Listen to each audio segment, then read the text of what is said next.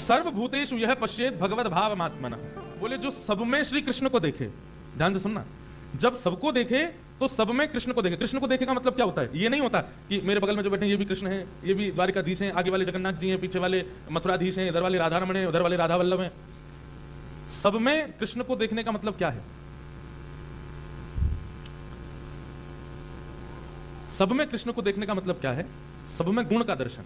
जैसे मीराबाई किसी को दोषयुक्त मानती ही नहीं थी। मैं कथा बताया करता हूं कि मीराबाई के सामने अगर कभी कोई सांवला आ गया, कोई ज्यादा काला आ गया, तो सब तो उसको कालिया कालिया कहते। मीराबाई कहती तुम कितने भाग्यशाली हो, श्री कृष्ण ने तुमको किसी रूप में तो स्वीकार किया, अपना वर्ण तुमको दिया। किसी के हाथ नहीं होते, पैर नहीं होते तो हम दुर्भाग्य मानते हैं कि अरे बताओ बेचारे के साथ कितना बुरा हुआ, इसके हाथ नहीं है, इसके पैर नहीं है, या किसी किसी के हाथ पैर होते हैं लेकिन ऊर्जा नहीं होती उनमें। लेकिन मीराबाई क्या कहती, सुनो तुम दुर्भाग्यशाली मत मानना अपने आप को। मैंने सुना है उड़ीसा में विराजमान जगन्नाथ जी के भी हाथ नहीं है, उनके भी पांव नहीं है, वो बिना पैर के चलते हैं, बिना कान के सुनते हैं, बिना हाथ के कर्म करते हैं। तुम भाग्यशाली हो, तुमको इस रूप में कृष्ण ने स्वीकार किया। मीराबाई की दृष्टि से देखो तो जिसकी आंखें हैं, जिसके कान हैं, जिसकी नाक, जीभ, हाथ, पैर सब कुछ व्यवस्थित है, मीराबाई कहती है इसको स्वीकार ही नहीं किया ठाकुर जी ने, इसका सब व्यवस्थित है, इसको मानव बनाया पूर्ण।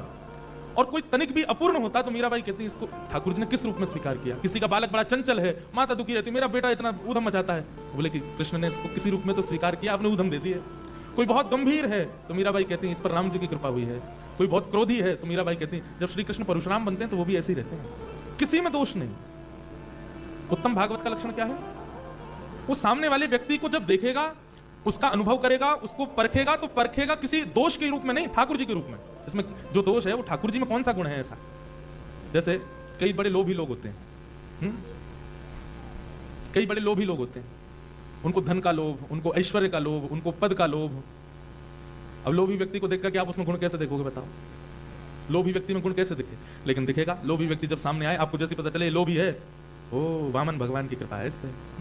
छोटे से जन्म लेते ही चले गए बलि के यहाँ, और बलि के यहाँ जाकर के बोले 3 पग जमीन दो, और 3 पग जमीन देने का जैसे ही उसने संकल्प पूर्ण किया, विशाल हो गए। 2 पग से तीनों लोक नाप लिए, तब भी इनका पेट भरा नहीं, तीसरा पग भी घुमाते रहे। कहां रखूं बताओ? लोभी। अगर इस दृष्टि से आप देखने लगो, संसार में कोई दोषी दिखेगा ही नहीं आपको। सब में गुण है, सब गुण युक्त है।